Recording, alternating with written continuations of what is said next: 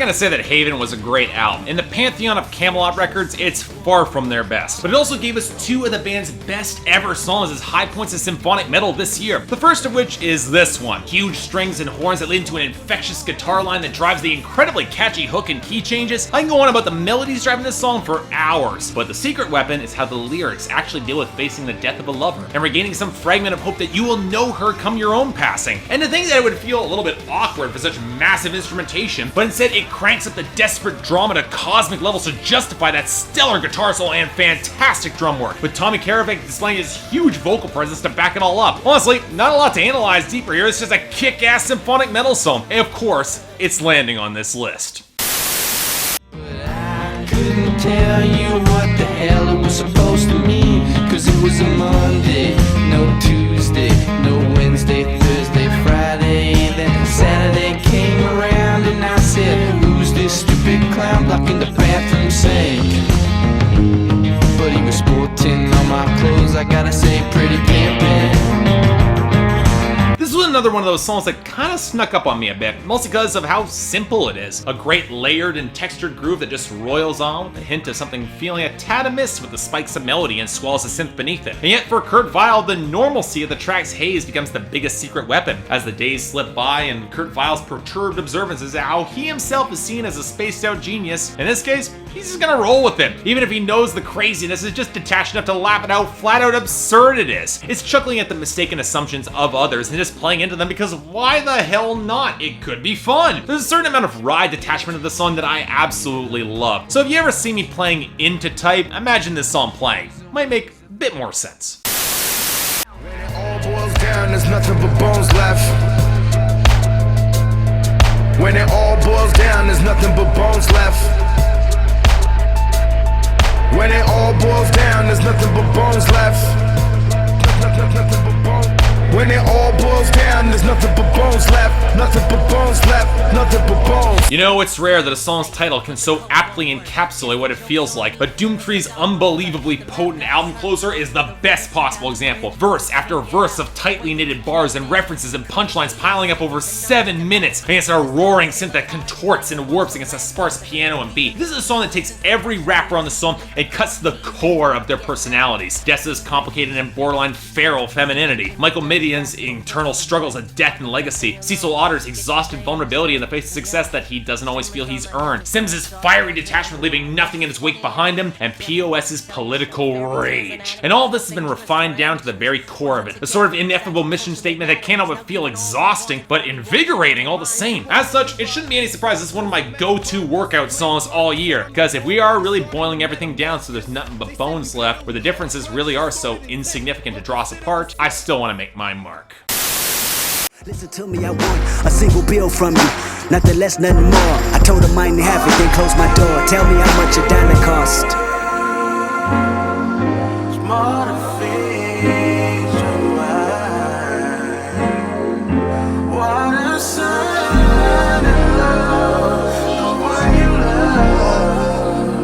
This was President Obama's favorite song of 2015. Yeah, I guess he's got good taste, because this is one of my most damning personal indictments that Kendrick makes about himself. That cuts incredibly deep for anyone who's ever encountered a homeless panhandler. And believe me, I live in downtown Toronto, I've seen lots of them. The interesting thing is that the song initially plays the morality fable against the thicker clap against the seedy horns and sparse piano, showing Kendrick approached by a man in South Africa asking for a pittance, and raising the question of how much that dollar is really worth to Kendrick and worth to him. And while he's initially sympathetic, Kendrick's selfishness kicks in and he supports it with some real reason behind it. He can smell the liquor on this guy's breath. He can see the con playing out here. Why should he give up what he worked so damn hard to get? Although ironically, when he had less than he would have given, showing Lucy's corruption coming with that cash. And then the homeless man reveals himself on a swell of strings. He is God, and that dollar was the price for Kendrick's spot in heaven. Powerful song, especially when you delve into how it delves into systemic poverty. And yet, I'd be doing everyone a disservice by not putting it on this list, because it deserves it. Just how we expected. Everything is doomed, and nothing will be spared. But I love you,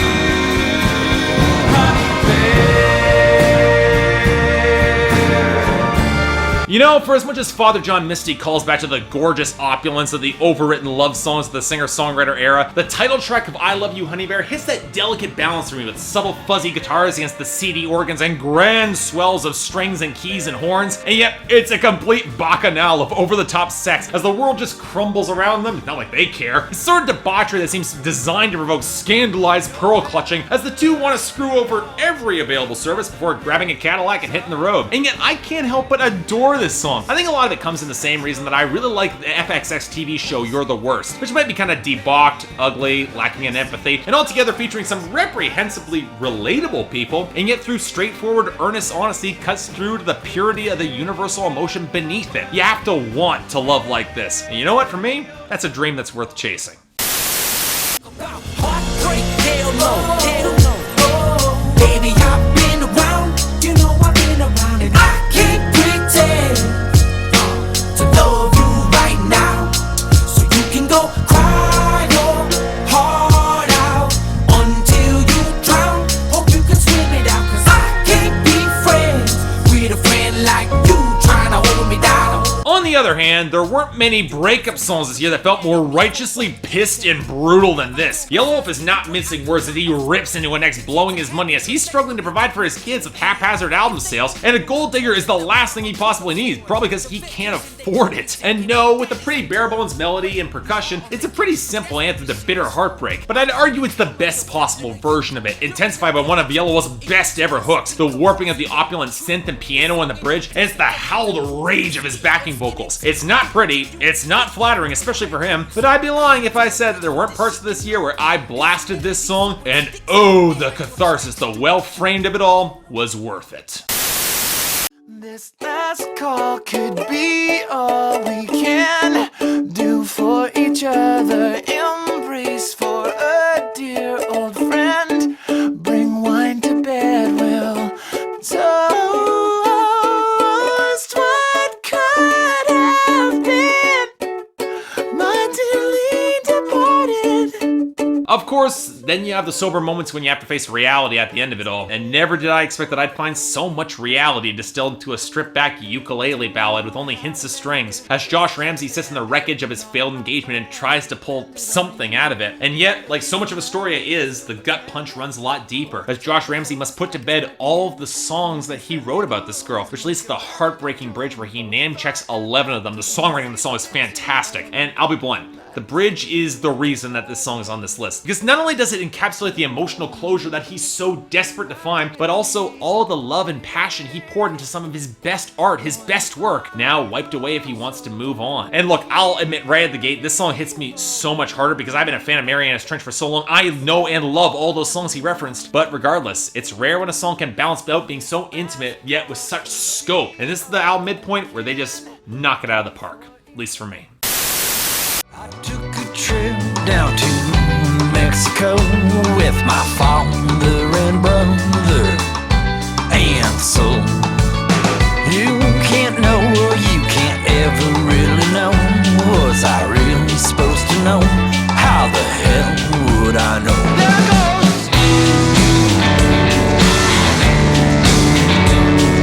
You know, it's rare when a band like Modest Mouse gets personal, at least over a decade when that was more common with them, and the story about the loss of Isaac Brock's brother initially doesn't seem to get there. It plays off a punchy drum line and the sound of planes taking off before breaking to a jangling guitar rock that would only break into something thicker after verses are to swap out for darker bass lines. And yet there's a seething, off-putting darkness to this track as well, highlighting the last time that he spent any time with the titular character, his brother, being a total asshole at that. Unaware it was the last time that Isaac would see him before Ansel's death on the mountain. And then pulls out the chilling question that subverts the bouncy deflection of the song. Would you really want to know the last time you'd ever get to see someone before they die? It's not a question you're bound to get an answer. Even he spits that you can't know. And yet, you get a snapshot to that darkness that's underscored so much of Isaac Brock's writing that gives this song an impressively personal edge. I might not have faced death intimately this year, thank God for that, but songs like this have always kept me kind of uneasy. In the right way, of course.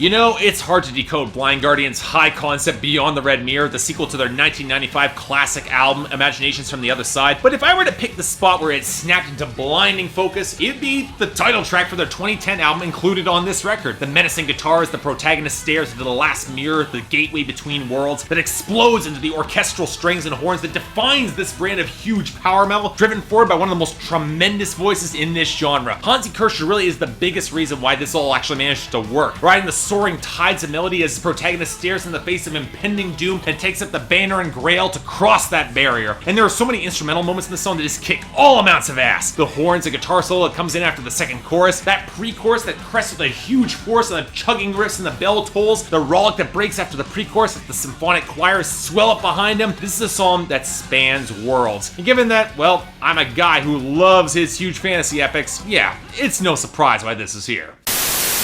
We got family of our own, we can't afford to fail. Didn't have time to go and visit in jail, so when he looked us in the eye and said, I'm dying, we didn't pay attention to give it any mind, and now looking back, maybe we should have called, but you can't blame us at all.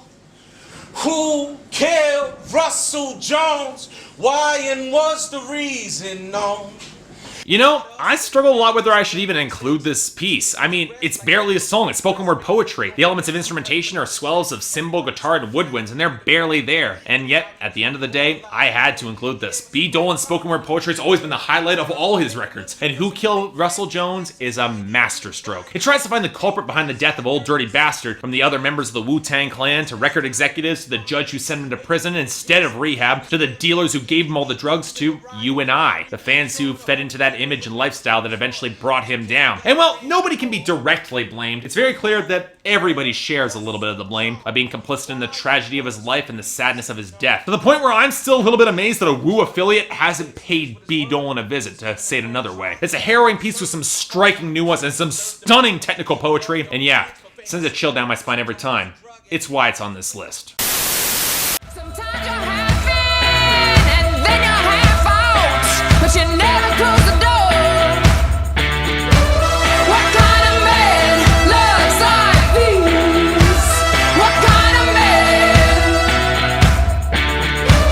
What kind of man loves like these? What kind of man?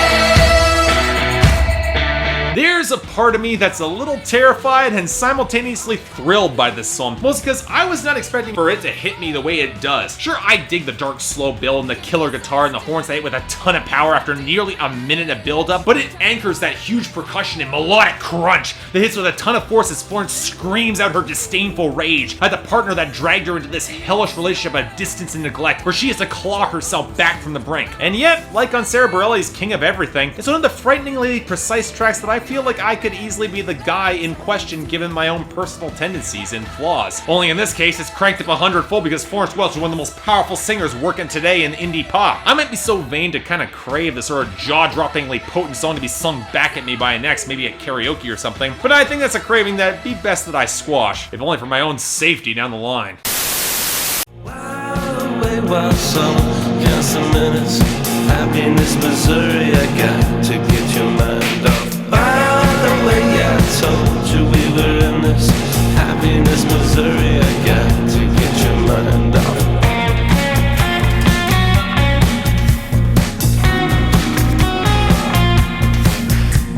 You know, this is another song that I debated putting on this list, if only because I feel a little bit incomplete without the opening song ahead of it, Sad Case, on the album. But in the end, I couldn't ignore how much I enjoyed the hell out of the song regardless. Now, a lot of people say that it and the preceding track about Michael Brown shooting in Ferguson. I personally kind of doubt that, half because I could find no interview evidence to support that, and that this song works far more effectively in the album's overarching narrative regardless. It explodes into this fantastic chugging riff anchored by dark piano keys and that scratchy guitar melody that punctuates each verse as the Michael character tries, and fails, to revive his girl from her messed up depression. It was never going to work in the first place, and here that's all the more intensified. And yet for such a frustrated, seething song, it clicked for me in a way that I never expected, even if it barely is 2 minutes. So you all have no excuse to not check it out.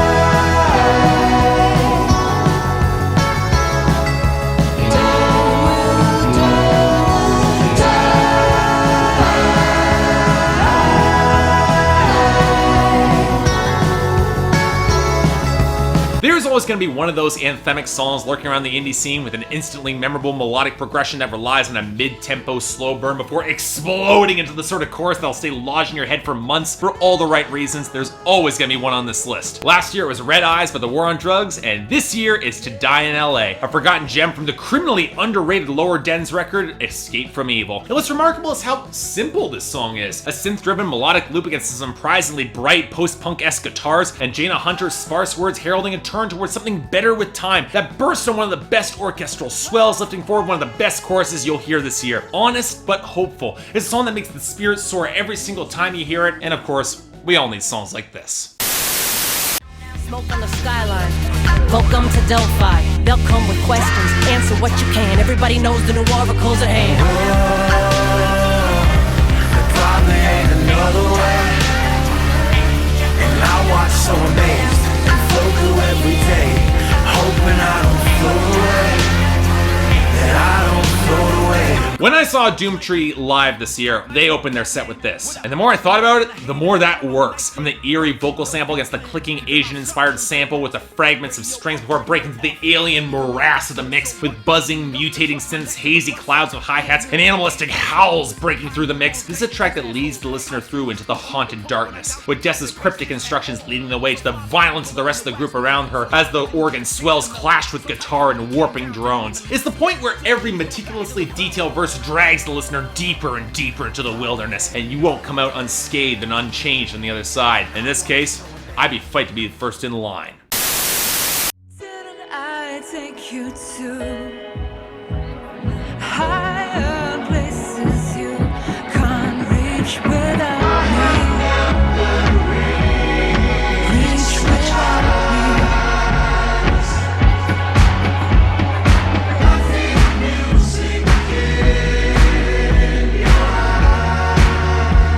This year I went to a lot of EDM festivals, and no song captures that strange mix of euphoria and odd melancholy I was feeling around that time more appropriately than this song. Jamie XX didn't just deliver one of my favorite electronic albums of this year. With Loud Places, he cuts to the plain language of the moments where we're just looking for those little connections. Even if that person left you behind in the past is hunting for the same thing, perhaps even at the same place. And what I love about the song is the sense of atmosphere. The sparse rounded piano, the tinkling percussion against the gentle beat as the rollick as the crowd rushes in around you, and a sample that blends in the melancholy of Romy's vocals into another finding love in a swirling crowd as the liquid guitar drifts over the mix and takes them so high. This is festival music of the best kind, and for better or for worse, it was a soundtrack for the majority of my summer.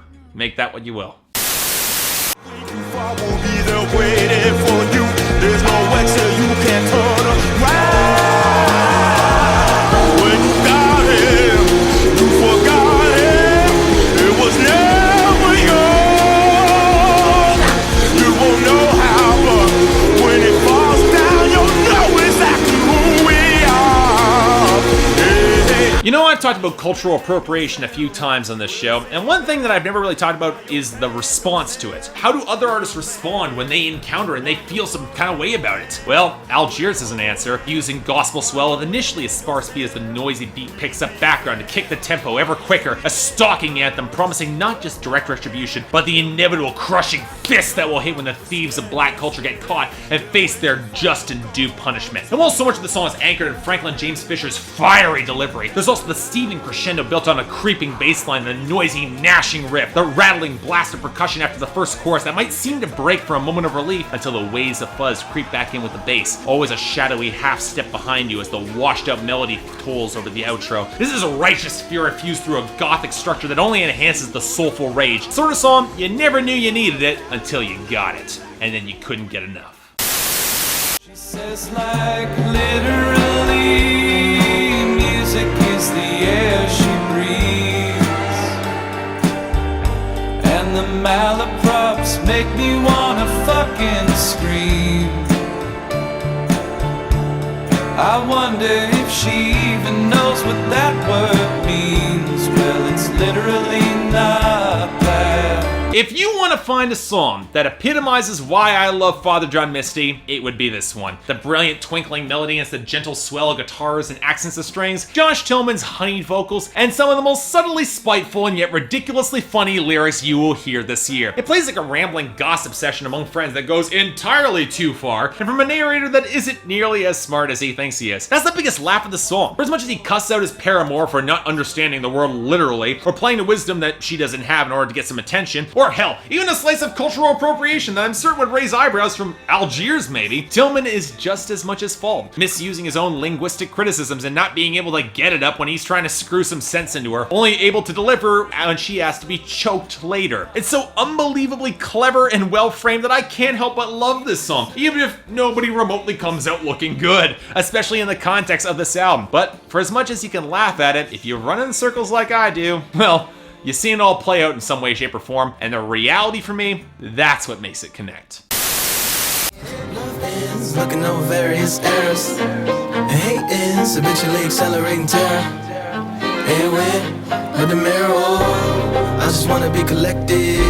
When I call, goddamn, I don't wanna be accepted, not at all as I am. Visitor, prisoner, land. If this song was just Prisoner 1, it would top my list of this year. I don't think I've ever heard a more frighteningly detailed, visceral picture of the prison industrial complex than this 8.5-minute monstrosity that starts off from the questionable arrest and goes into hunger strikes, protests, prison rape, gang warfare, executions, jailbreak, and racial profiling. And that's in the first half of the song. The second half goes into the other prisoners, you know, the guards that eye the men trying to enrich their lives and enrich themselves and get out while incarcerated, who will eventually get a chance to leave, unlike them, which feeds the sick Stockholm syndrome on their side. Oh, and yeah, the entire song might be a giant metaphor for Lupe's issues with the record industry and his desperation to break free and not becoming the sort that would imprison others there. And you know, while that metaphor makes a lot of sense if you decode the song, I'm honestly not a big fan of that interpretation, if only because Lupe's layered metaphors about prison gain so much more weight when it's just laser focused on the prison industrial complex. Forget Lupe's issues. Oh yeah, and it's paired with huge sizzling guitars, and it's the squealing strings that feature a great melodic shift in the piano-driven hook, and that's where we get the thunderous third verse, sends a chill down my spine every time. That momentum, that groove. If only the production on the second half of the track clicked quite as well after Aisha Yako's poetic interlude with the oily synth against the lockstep percussion, but regardless of that, if it wasn't for one other song later in the list, it would be the best hip-hop song of this year. Powerful, brilliantly written, and frightening for the reality behind every word. Far from home, close to the veil. Goodbye, mother's fairy tale. Never after will suffice. When star-crossed lovers take their life.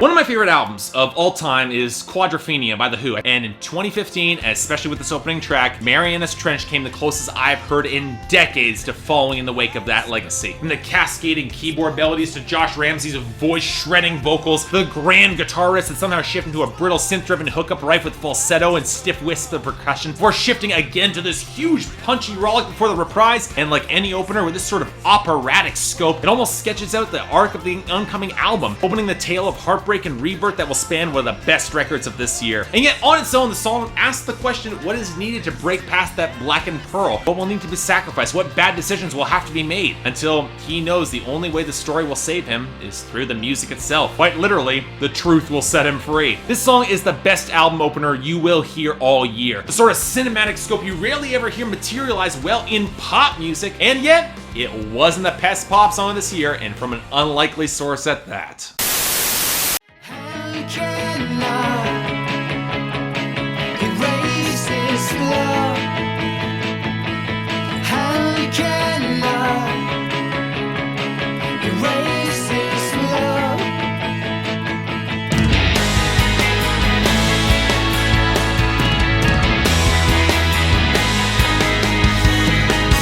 I can't be the only one kind of amused that while Astoria got complicated, borderline progressive even, Steven Wilson simplified things and didn't just make one of the best songs of his career, but the best pop song of 2015. It's simply astounding how much simple pathos this song rings out of a washed out guitar lick, a sparse beat, and the sentiment that life and distance doesn't have to destroy a relationship, knowing that trust can transcend that distance. And sure, you're gonna get that progressive rock swell off the heavier riffs that anchor the chorus, and the phenomenal drum work and the instrumental interlude that brings together a killer melody, interweaving from bass bass, guitar, and it's just beautiful, man. All soaring hope and an unbreakable connection, a sort that which we should all aspire to. Best pop song of the year, hands down, and yet, we still got 5 more songs to go.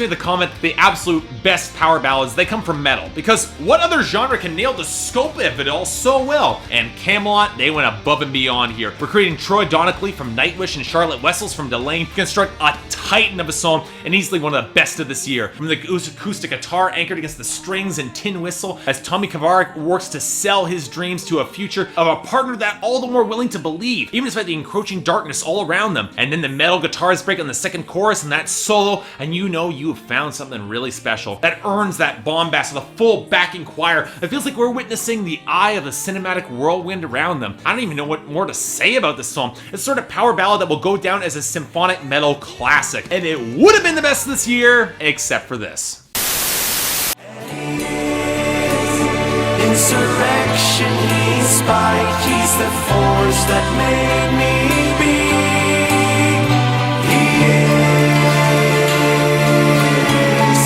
Nostro disparte, nostra amate.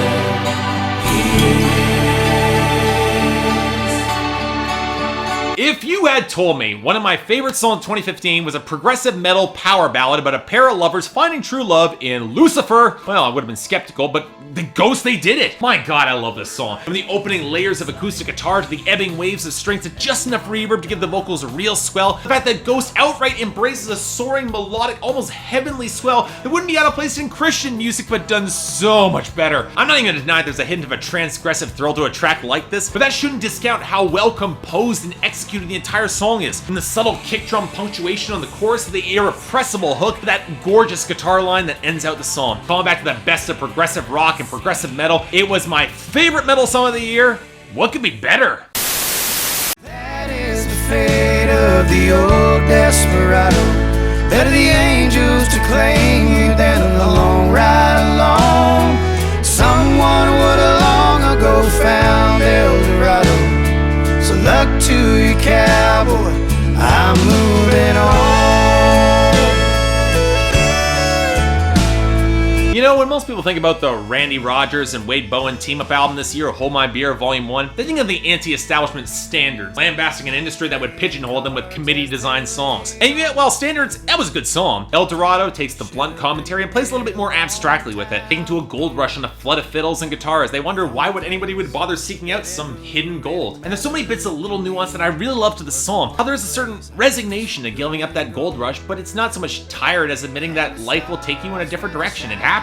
And never disparages those who still have hope to find that hidden gold, even if it's a desperate hope, and such a journey can blind you to the real reasons why you're even chasing it in the first place. And I love that it's never really revealed if he found that gold or not. Although the bridge seems to imply that he found some sort of revelation. And yet, even without the high concept and the vocal harmonies and the superb hook and the production that bleeds real country music, this song makes the list because that final chorus and that outro, filled with solo after solo with different guitar tones as the fiddle glides through the background, it sounds beautiful. For all you who get exasperated whenever I rip on Sam Hunt or Luke Bryan for not being country, look folks, this is why, and it's on this list. You made me a killer, emancipation of a real nigga.